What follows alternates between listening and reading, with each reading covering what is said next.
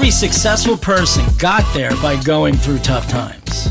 Success is a hard-ass teacher who likes to knock you around along that journey.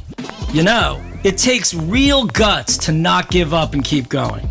We'll hear stories about failures and how these leaders flip the script to create success. I'm John Schultz. Join me and let's discover how success is never really overnight.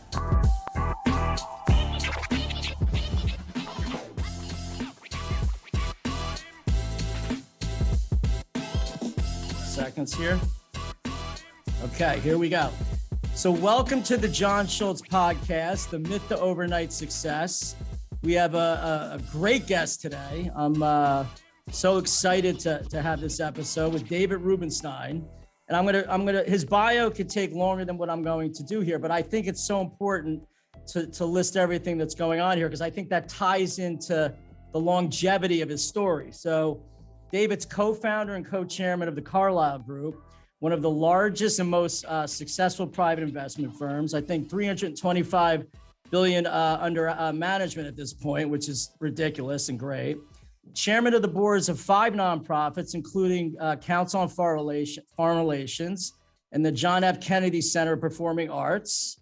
Trustee for 6 institutions, including Johns Hopkins Medicine and World Economic Forum. Director of Lincoln Center for the Performing Arts and the American Academy of Arts and Sciences. I love your arts and culture and business combination. You've been associated with many other organizations in various capacities, such as the Harvard Global Advisory Council and the Smithsonian Institute, and chairman of the board of Duke University. You're an author of many books. The most recent was American Experiment, which we discussed, Dialogues on a Dream. And the new one, I got a pre-copy of a new one. I've never gotten something like this before, is How to Invest, which will be coming out shortly. David will discuss that. And University of Chicago Law School, and it keeps going on and on and on. So David, thank you so much for being here. I really appreciate your time, and thank you. Well, my pleasure to be here. Thank you for having me. Okay, so let's get going. And what I always do on this show is I like going way back. I mean, obviously people look at people as these successes, but it all starts from when we're young. And you've said that people are usually most animated talking about their childhood and what mistakes they made and the hardships they have overcome. So what are some memories of when you were a child and like, what did you want to be? Like, how did it all start for young David Rubenstein? Well, when I was 5 or 6, I would watch cowboy westerns and thought I should be a cowboy. And I realized that wasn't going to work. So I decided I would be a Major League Baseball player. But I realized in the end that there aren't that many Sandy Koufaxes floating around. So I decided to get out of that. But look, I had a childhood where I was a child of a single child, only child of a blue-collar family. They were not college or high school educated. And so, my parents had modest aspirations for me. And so I didn't get parental pressure to go succeed, but I just wanted to make something of myself and ultimately, worked hard with the abilities that I had to get to where I am. But I was not a great athlete. I wasn't a great scholar. I wasn't a great, anything. I just worked hard and got lucky.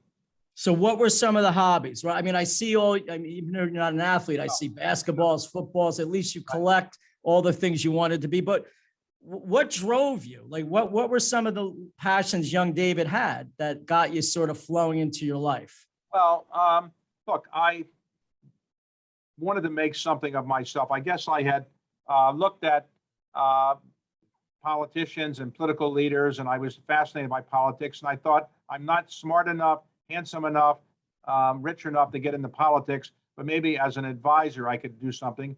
My role model was a guy named Ted Sorensen, who'd been the brilliant speechwriter for John Kennedy and the advisor at the age of just 31. So I decided I would go to law school, get into politics, and maybe work at the White House as a young man. That was my goal. It was not to make a lot of money. It wasn't to be in business. And then it evolved after I did get the job in the White House for President Carter. And I loved what I was doing. When we lost the election to Ronald Reagan, I had to go back and make a living. And I wasn't that good as a lawyer, so I went into business, and it got lucky for me. But I'm doing now everything I want to do. I'm enjoying life. My problem is now I'm 72 years old, And, 72 means you're not going to be able to do this for another 30 years or so. So I'm trying to get as many things done before my brain collapses or my body collapses. And so that's what I'm doing. I'm rushing to the finish line, as I say. Well, listen, you're doing a great job. So have you been back to Baltimore where you grew up and like what? Yes, I'm on the Johns Hopkins board, so I do go back there from that. My parents have passed away, and I don't have any siblings, so I have very few relatives left in Baltimore. I have friends from when I grew up, and I do see them from time to time. But Baltimore's had its challenges, but I do go back from time to time. I live in Washington, so it's not that far away. And what was the growing up with your parents? Obviously, you said they didn't have the means that you've grown up to have. What was the biggest impact and lesson that they gave you as a young person to sort of put you in the direction of where you went? The most important thing that parents can give to children, I have 3 children, is unconditional love and support. So while my parents probably knew I wasn't a great athlete, or I wasn't a superstar student, or I wasn't handsome or charming or outgoing, they always told me that, you should work hard and try to make something yourself. And so I did. They gave me support, and they gave me confidence that I could, rise up from the modest circumstances I had. And I believed in what's called the American dream. I read a lot of books that said, if you work hard, you can get somewhere out with your life. And I read about people that had done that in this country, and I believed it. As we now know, many people don't believe in the American dream as much, but I did believe in it. And I got lucky as the events unfolded. But I guess my parents' support for me, get luck. If you only have one child, you put a lot of energy into that one child. And there's a reason why only children and firstborns tend to be somewhat more successful sometimes, because their parents put so much energy and attention into them. Did you learn how to share, being that you didn't have any brothers and sisters to share with? Probably not as much as I would have, but I didn't spend any time fighting with my brothers or sisters because I didn't have any. And so I would say sharing is something that, I've learned about that later in life, and that the most important thing is to help other people, not just make yourself richer or have more material possessions. Totally. So before we move on, I'm going to throw out a David Rubenstein question. So what was the best vending machine snack you had when you worked in the White House? I know you worked very late, and this was like a thing that you did. So what was it? Well, for those who are listening, what we're referring to is this.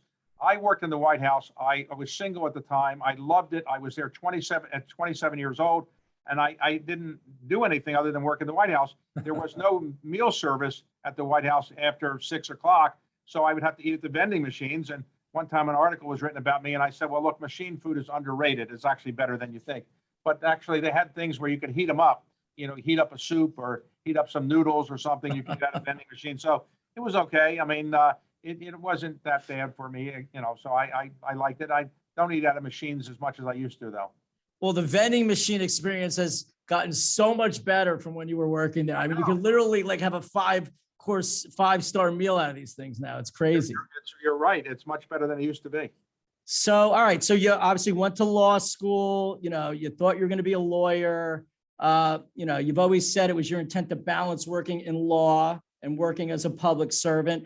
What has always driven you to want to help others? Because if you look at your whole career, it just seems that that's the way you go. Well, when you think about life, what is life all about?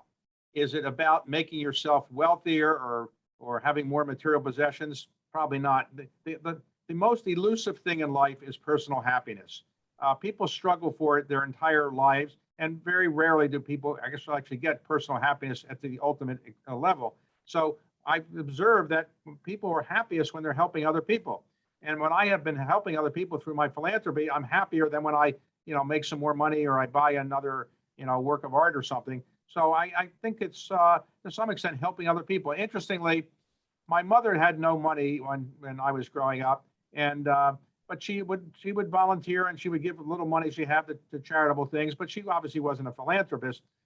When she passed away, and I went through all of her possessions, the only articles she kept about me were the ones about my philanthropy. It wasn't how much money I'd made or how successful Carlyle had been. It was about the money that I'd given away or the other things I'd done to help people. So that was the thing that made her most proud, obviously.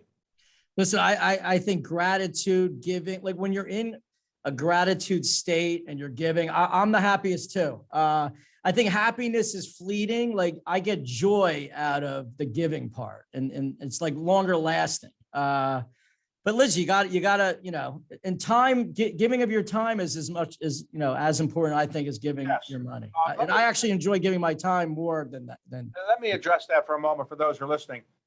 We've kind of bastardized the word philanthropy into meaning how much money you've given away, when in reality, philanthropy started as a concept of helping humans however you did it. And the way you can help humans the most, for most people, is giving your time. You can't make more time. You can make more money. You can't make more time. So when you give up your time, you're giving up something really valuable. And so when I get involved in a philanthropic endeavor, I always want to give my time by serving on the board or volunteering my time as much as my money. And I think it's important for people to be recognized. You can be a great leader and a great philanthropist by giving your time.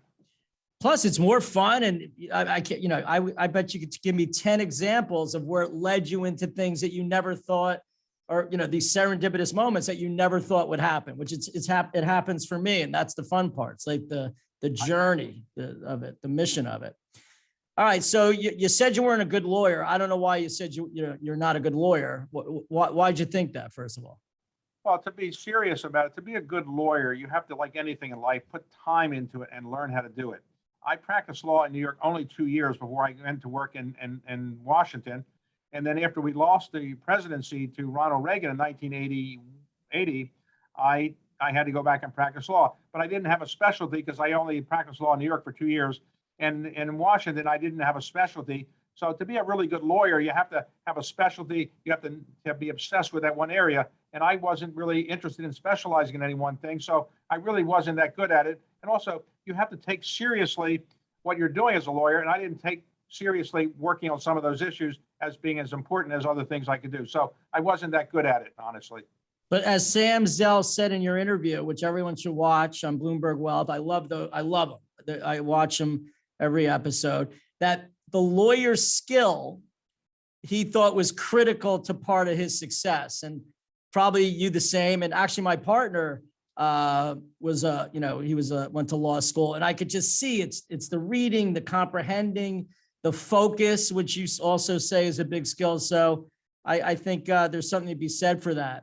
All right. So here, right. Agreed. Right. Yes. I mean, I'm glad I went to law school, but I wasn't a great lawyer, but I learned things at law school that I think helped me later in life. Yes. Well, you went for 2 years and Sam Zell went for 4 days. So he won the not being a lawyer race. So here you go. You're out of law. You're going to, you're doing this Carlyle thing. You have no experience doing a leveraged buyout. You have no hands-on knowledge of private equity. What was something that, what were you thinking actually? Like why did you feel you could do this? And what was the skill you thought allowed you to actually, get it going, at least bump it to the next step? I had read that entrepreneurs start their first businesses between the age of 28 and 37. And after the age of 37, the chance of starting a first business is reduced dramatically. I read that when I was 37. I wasn't happy practicing law. And so I'd read about a buyout that Bill Simon had done of Gibson greeting cards. And I thought, hey, this is a great business, a leveraged buyout business. I ought to learn about it. But I didn't really know much about finance. So I went out and recruited people that did, with the idea that I would help them organize the first buyout firm or leveraged buyout firm in Washington. And what were the skill set? The skill set was I was able to get along with people. I was able to sublimate my ego. I was able to make other people think that, they were really doing all the stuff and I was behind the scenes, and as I was. And so I learned to be humble about what I was able to do, and I wasn't bragging about it. So those are some of the skills I think that was helpful in getting it off the ground. And looking back at that beginning, at your career trajectory, what was something you think you would do differently? Did you learn any lessons that may help the people listening to this today? If I would do it all over again, I probably would have majored in a subject that was more relevant. I majored in political science, but I probably should have majored in some other subject that might be more relevant. Secondly, I would have gone to gotten a JD MBA, because I didn't have enough business background compared to my partners at Carlyle. So I wish I had done that. Third, I wish I hadn't practiced law after I left the White House. I wish I'd gone into finance right away. But, you can always look back on your life and say, I could have done this better or that better. I've been very lucky, very fortunate. Life could have worked out completely differently for me. So I'm very thankful that it worked out. And the most important thing that I'm thankful for is that I had parents see that their child was able to be successful by the views of other people. And so, I always ask people, as you may notice in my interviews, did your parents live to see your success? And I think it's a very important, thing if your parents did, because it's what my life is about. And I also am happy that my own 3 children are on their own and they're they have their own careers. And while I'm helpful to them just from time to time, they don't need me and they're really doing quite well on their own. So I'm happy that I got them successfully launched in their own careers. No, it's terrific. And they're doing really cool things. Actually, a friend of mine's involved in some of it. All right. So you worked at these skills. You said you wish you maybe have done some different skills, but you also say luck is so important. And, a lot of people always say they wish they were lucky more. Why do you think luck plays, and doesn't working hard mean you're going to have more luck? Where does luck come into this thing? Well, there's no doubt that people that work hard tend to have more luck than people that don't work hard. But you think about it, how did you meet your spouse? How did you get this job? A lot of things happened in my life where it was by serendipity. Somebody helped me start Carlyle, who I met by accident. Somebody I recruited at Carlyle, I met by accident. Some deals we did, we got by accident. And how did these accidents occur? Well, you put yourself in a position where you meet people, you're friendly to people, they might want to do something with you. So you can't be too friendly to people. You can't know too many people. You can't be too humble if you're going to, get some good luck. And that's my view. Listen, I totally agree. And, I guess, as life goes on, it's happenstance, I'm thinking right now as you're talking, saying most things that have happened to me I was in the direction of it, but happenstance happened without my control. So I think that's really cool. So Bloomberg and all your interviews, and obviously you're really good at it, and it took time. What was your favorite one? And why do you do it? Okay. Why does it interest you to do these shows? Well, a couple things. First, I got into it by happenstance as well. People used to come to Carlyle events. I pay them big fees to speak, and they weren't all that interesting. So I decided I would try to interview and make it a little more lively, and people seemed to like it. When I became the head of the Economic Club of Washington, the business speakers that came weren't that good, so I decided I'd interview them. People liked it, and then they put it on TV. I think I'm, in the view of people, I'm good at it because I have an intellectual curiosity. I really like to ask people about themselves. When I was little, my mother would say, "Don't ask people so many questions. You're being what's called a Yiddish word, yenta. You're trying to learn too much." So, but I always have, interested in learning more about people. I'm also somebody that prepares. I think if you prepare for an interview, you're likely to do a better job than if you don't prepare, at least in my view. So I like it because I enjoy it. And if you enjoy it, it'll show through. You obviously enjoy doing this, so it shows. And if you enjoy doing something, it'll show. So I guess my intellectual curiosity by preparing, by enjoying it, and it's fun. So also by doing it, as you know, you get to meet a lot of people that you wouldn't otherwise meet. If I called, Sam Zell up and say, "Hey, I'd just like to come have lunch with you," he might say, "Who are you? What do I want to have lunch with you?" I say, "I'm going to interview you and you're going to be a broadcast on a show." He might say, "Okay, maybe it's my benefit to be on the show." So it enables you to get to see people who otherwise might ignore you. Not even a question. I would never be talking to you unless I had this podcast. And again, I appreciate it. All right. So you do all this. What is something you've learned recently? And also I read that you love reading and you're an avid reader. And how has that helped you in business and your personal life? But what is something you've learned recently? Well, reading is the way I found to get out of the modest circumstances I found myself in Baltimore. By reading and learning about the world, I could see there was a much bigger world than the northwest part of Baltimore. And so reading was helpful to me. Reading also exercises the brain. But reading books does it more than reading a newspaper article or a Twitter tweet. So I try to read books because it really focuses your brain. You learn much more. And I think, you can have a more interesting conversation with people when you know things about things that they might not think you know something about, and you can participate in a conversation. It's a good icebreaker to talk about what you've read to people. And if you read their book, it's a good icebreaker. And if you read about them, that's a good icebreaker. So, you can't read too much in my view. I agree. To me, and there's so many ways to learn today, right? You can read, you can do podcasts, you could books on tape. Like everyone could use their skills and what they do best to learn so much more today and so much easier. So let's talk about this new book. Again, it seems like you always got something going on.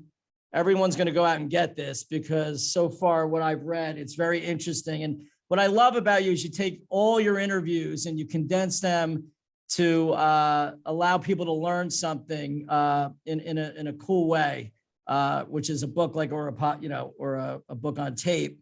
So what made you do this book? Because as you said in your interviews, you've been more on the fundraising, all the side, and now it's obviously you're a big investor and you're successful, but it didn't seem that would be something that would be so interesting where you'd write about it. So what made you do it?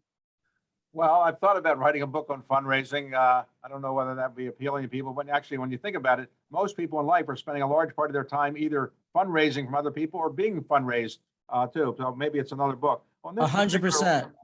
On this particular subject, I've been around the investment world now for 35 years. And while I say in the book, I'm not the investor at Carlyle, but I participate in thousands of investment committee meetings, and I've made good and bad decisions. I just thought it would be helpful to people to say that be able to read about who the best investors are and how they got there, what their skill sets are. But I didn't do this book because I thought I was going to make people into the next Sam Zell. It was really designed for people who are students who might want to decide whether they want a career in investing. Secondly, for average people who do some investing on their own to give them some skill sets and ideas. And third, for people that invest through other people, through funds or other kinds of things, and how to judge whether they should go in one fund or another fund or how to balance their investment account. The hope is that when you read this book, you'll get the insights of brilliant investors, but also get some insights that I've tried to put together about what the average investor should do with his or her money. All right, well, so I'm going to reverse this because you're always the one asking people questions. And now I want to get a little insight from you. Maybe you could even add this to the book or the next book. But so the four things, when you talk to a lot of people, you start getting patterns, right? And your book shows, all your books show patterns, which I love because it gets right to the heart of why things happen. So you say there's, some key traits. Number one was recovery from failure. So, and what people need to realize is anything successful takes a lot of time. I mean, Carlyle took 10 years to start scaling, right? Maybe 15 years. Correct. Right. Even though it looked really good, when you went to work every day, you weren't sure what was going to happen. Is it going to, are you going to still be here? All sorts of things happen. So, what was the one thing that you had to deal with to recover from failure, whether it's, in your life or at Carlyle, either way? Well, the biggest failure in my career before Carlyle was we lost the election in 1980. I was not prepared for that. And I thought, okay, I'm a lawyer. I'll go back and go to all the great law firms and see which one wants to make me the most attractive offer. Well, nobody made me an offer. And so I spent 6 months looking for a job. And I didn't want to tell my mother her only child was unemployable. So I told her I had so many offers, I didn't know which one to take. But finally, she figured out that wasn't true. But it was a little humbling to kind of one day be at the White House flying around on Air Force One and Marine One with the president, and the next day you're unemployed, and then you're unemployed for 6 months. So I finally got a job practicing law at the bottom of the totem pole. So that was a humbling experience. And at Carlyle, early on, we didn't have very much money, and we basically used it all for one deal that looked like it was going to go under, and therefore we had no money left, and I was afraid the firm would go out of business. So we managed to get through that. But there were times when I remember sitting up in the middle of the night and saying, uh-oh, this firm isn't going to make it. It's so interesting. And those are usually the things we want to tell people about, right? Because what it looks like isn't always how it goes. And so recovering from failure, and those are two great examples. Number two, taking responsibility, right? So first of all, that can mean a lot of things. So what does it mean to you with respect to your business deals, things that you bring in or do, and your relationships, or maybe something else that you think that actually means to you?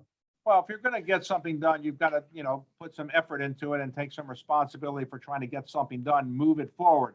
But if something doesn't work out, it's not good to say, well, it's his fault or her fault. You should take responsibility and say, I made a mistake. Here's what I did wrong. I'm sorry. Give me another chance.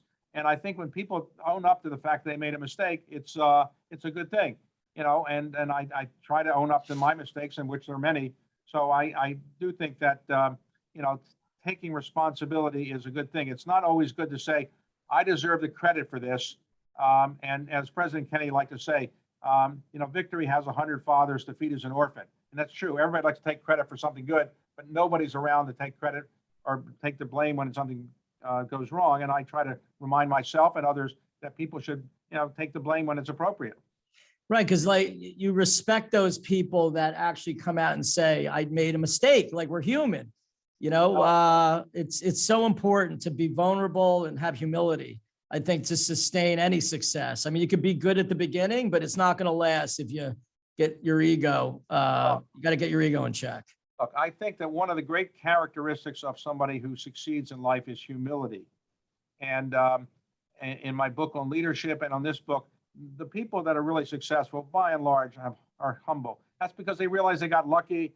Certain things happen that they might not have been able to really take credit for. So I think humility is an important virtue. And I also think that you should recognize that you're going to make mistakes, and you got to pick yourself up and get back in the game. If you just make a mistake and you just give up, then I think you're never going to get anywhere in life.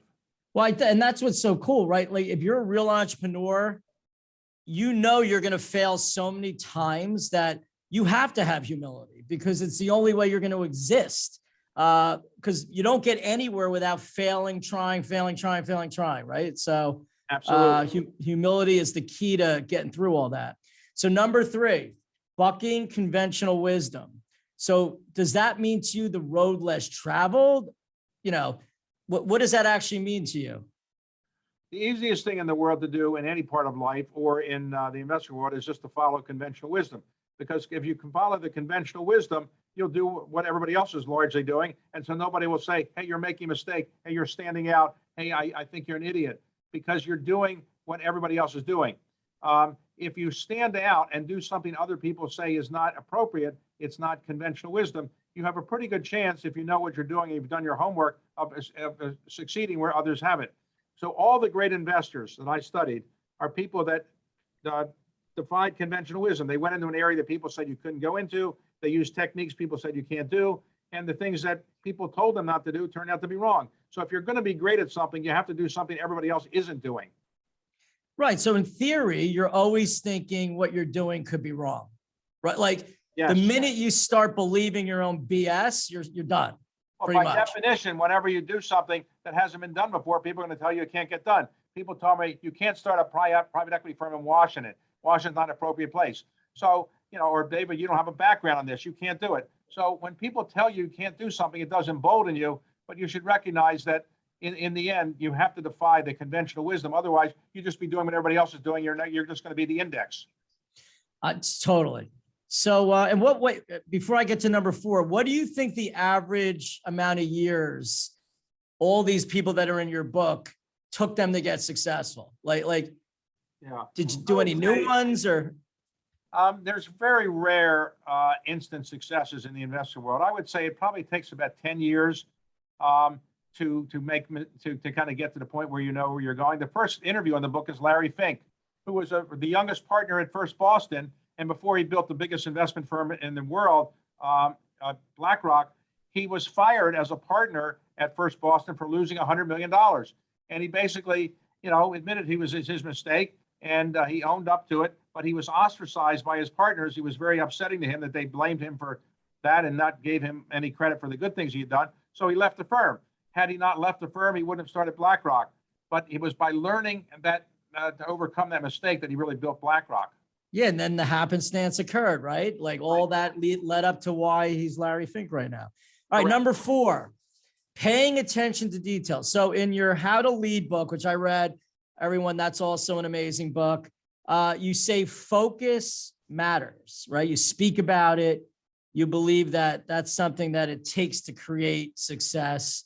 So paying attention to detail can mean a lot of things to a lot of people. Is focus what you mean, or is there other definitions?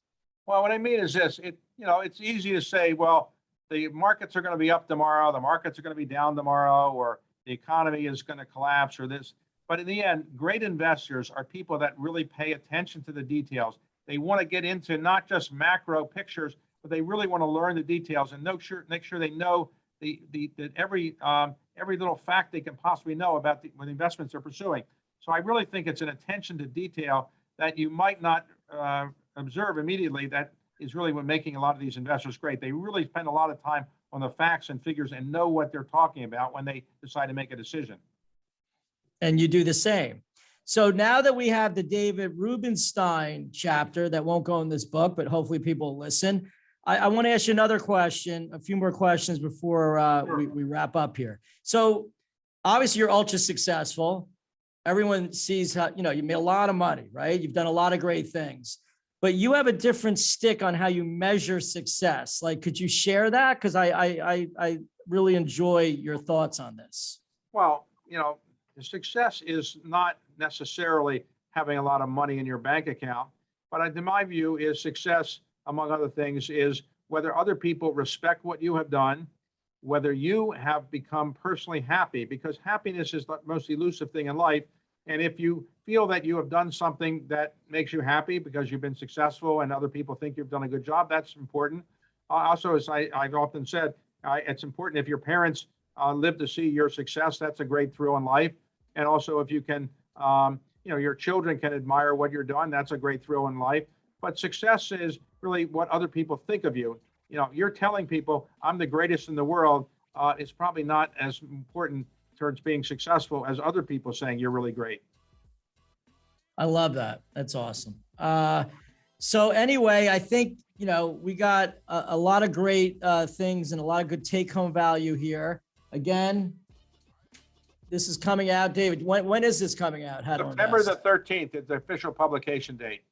All right. So September the 13th, the book's coming out. You got plenty of other books you can read before that David has written, all terrific. And again, why they're so good is you get like these nuggets and these jewels from all these people he's spoken to. I mean, what have you done? Like thousands of interviews, and then he brings them all together. So the book just never gets boring. It's like you're constantly reading like almost a new book every time you turn the page. So love that style and method. David, thank you for being here. My pleasure. Thank you. And congratulations on your own success. And don't try to get your own TV show because I don't need more competition. Listen, well, maybe you'll have me on once. That'd be fun too. I would love that. All right. All right. Thank you. Have a great one. Thanks. Bye. Bye.